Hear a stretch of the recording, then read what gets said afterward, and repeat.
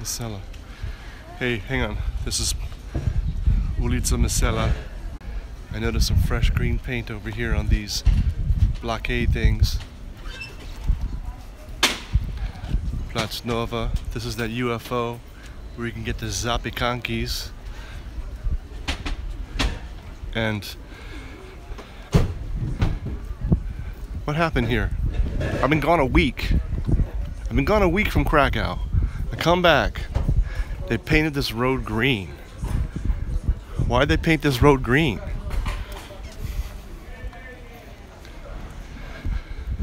So over here, this is whole Plac Nowy, where no, you need to hold this. I'm trying to. Okay, give it to me. Give it to me. This is Plac Nowy.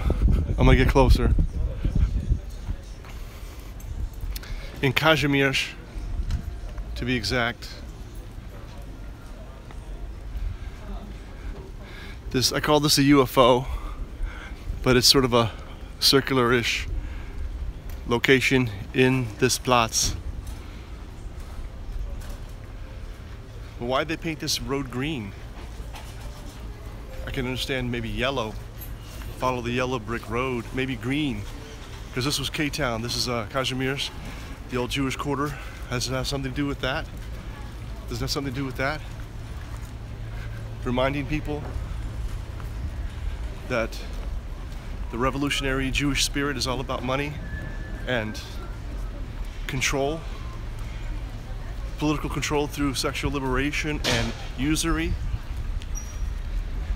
Been following Michael Jones, got some powerful stuff, a lot of just excellent research on history and why it is what it is and who's in control, who's been calling the shots. And anyway, this is one part of Krakow. This is my first time live streaming, and I think maybe my first video in Krakow, of Kazimierz. To be honest with you, it's not my favorite place in Krakow. Kazimierz, it always was a little bit, how should we say, third world-ish. And hang on. Hang on, okay, so come over here, come over here. Hang on. And the reason for that, obviously, is that the Jews used to live here. They were rounded up, moved to Piasło, different part of Krakow. Little market here. There's a little market here, like, you know, Gilda, yeah, I guess you would call it. People selling stuff. Sometimes you saw the fruit lady, clothes, stuff like that. I bought some paintings here. Yes, honey, what is it? We don't need anything. Strawberries, I know, those are nice. So what happened was, this was the Jewish quarter. A lot of Jews lived here before the war. Then they were taken out, put into the ghetto, and then they moved. There was Polish people living in where they were put to, and the Polish people were put here. Then after the war, since Krakow was not destroyed by the Nazis, thankfully, that's another story. Then the Poles that were living here moved back to where they lived, and this place became basically abandoned because all the Jews were dead or didn't come back, right? So, sit down right here, and fix your shoe. So then, in the 60s, obviously, not even the 60s, even, you know, communists came, and then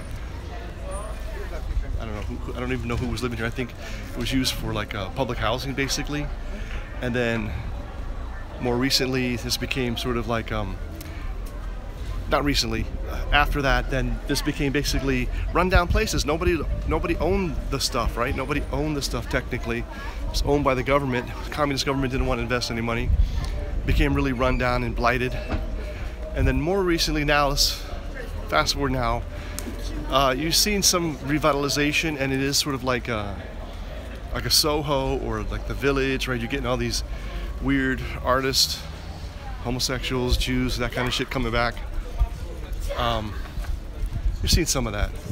But quick story about Kazimierz. I was in Alchemia, which is a place right on the corner there, and this was during the start of the Iraqi invasion, which at the time I was in favor of it. I bought into the propaganda. You know, I believe the lying media, weapons of mass destruction. I bought into that. But I'm sitting there in Kazimierz, and some Polish communist, retard, maybe a homosexual, I don't know. He says to me, "You're American?" I said, "Yeah." He said, "Bush is an idiot for invading Iraq. He should have invaded North Korea. That's where the real threat is." So I say to this guy, I say, "Okay, I'm the president, so tomorrow, pretend I'm the president. Tomorrow I pull out all of our troops from Iraq and I say, we're going to North Korea. Are you gonna join me?" And this fucking faggot says no. So then I just said, "Dude, you're full of shit. Hey, Magda."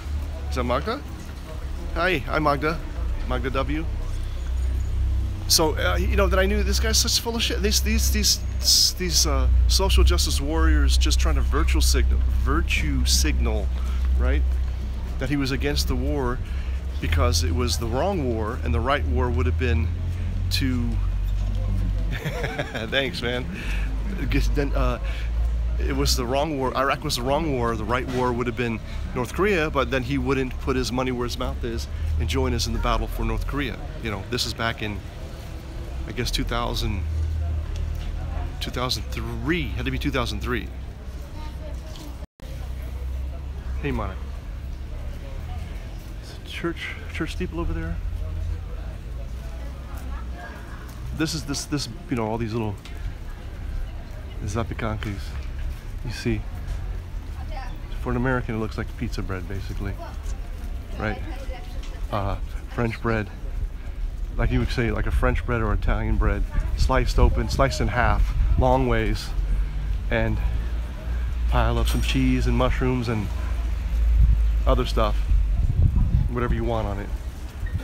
Different places are really popular for different people. Hey, you all right? You all right, buddy? You drink something? Hey.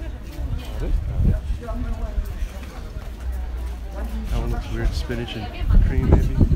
This guy got some kind of ham. Oh wow, this looks really massive. What this guy got? Bacon. Okay. Pinky. Wow, that's pretty massive. It's pretty massive. Okay, I got it.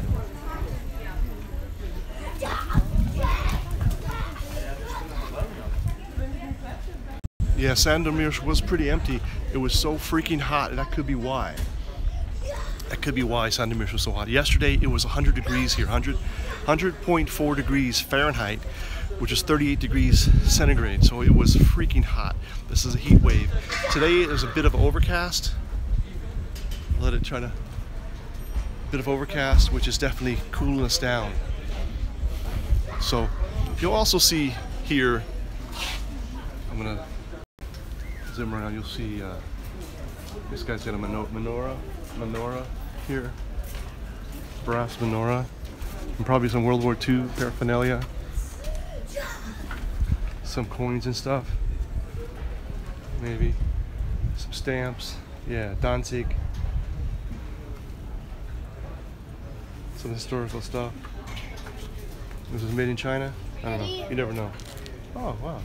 Eddie. Yeah. Could you buy some binoculars? I had a friend who collected Hitler Youth stuff as an investment years ago, and then when he went to sell it, basically lost money. There's no money in this stuff in terms of collecting. Dzień dobry. Hey. So that's what's up here, Kazimierz. There is a club around the corner. A lot of clubs here, a lot of like nightclubs type stuff. I did meet a girl in one of the clubs here. So sweet, so amazing. It didn't work out. It didn't work out when she found out how old I really was. I said, "Baby, age is just a number." I might have told you the story. It was so funny. It was a great, I thought, relationship. I mean, passionate, just incredible. She couldn't speak very good English, which was perfect for me. Because we don't need to talk, baby. It's all about action, right? No, she could speak, and it was good for me to practice my Polish. But I lied about my age, and she told me, okay, so then she saw my, what you call it, the document you need when you're in college, right? When you're in, I was in medical school and she was finishing her master's, and the index, they call it the index. It's basically like your identity card, and it has a stamp in there for every semester when you've paid, letting them know that you're a legitimate student. So anyhow, real quick, yeah, index, yeah. So she saw my index on my desk in my crib when I was living on Florianska Street, and she demanded to see it, and I was like, no, baby, no, can't see it, and she just insisted on it. So she's just so beautiful, so sweet. So finally, I said, okay, I'll let you see the picture. You want to see the picture? And she said, yeah. So I showed her the picture, and then of course she's like trying to move my hand. She wants to see everything.